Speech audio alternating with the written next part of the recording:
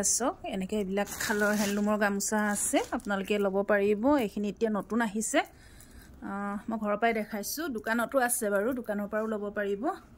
এইকেইটা বান্দিল আহিছে কেপিছমান, দেখিছে। এইবিলাক আপোনাৰ দীঘলটো আপোনাৰ 1.5 মিটাৰতকৈ অকণমান দীঘল হ'ব, দেখিছেনে? এনেকুৱা হ'ব। আৰু বহলটো 25 ইঞ্চি হ'ব গামোচাখনৰ।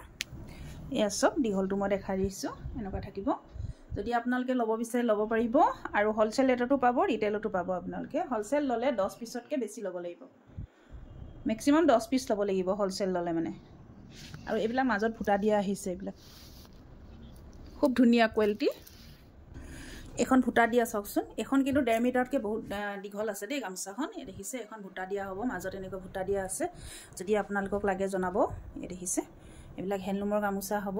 এইবিলাক পকোৱা কটন ফুটা থাকিব, এইবিলাক পকোৱা কটন বুলি কয়। চাওক, অলংকিতা ষ্ট'ৰত পাব। আপোনালোকে যদি আপোনালোকৰ পচন্দৰ ভিতৰত পৰে তেনেহ'লে স্ক্ৰীনত নাম্বাৰ দিয়া থাকিব, এই নম্বৰত আপোনালোকে যোগাযোগ কৰিব। ধন্যবাদ।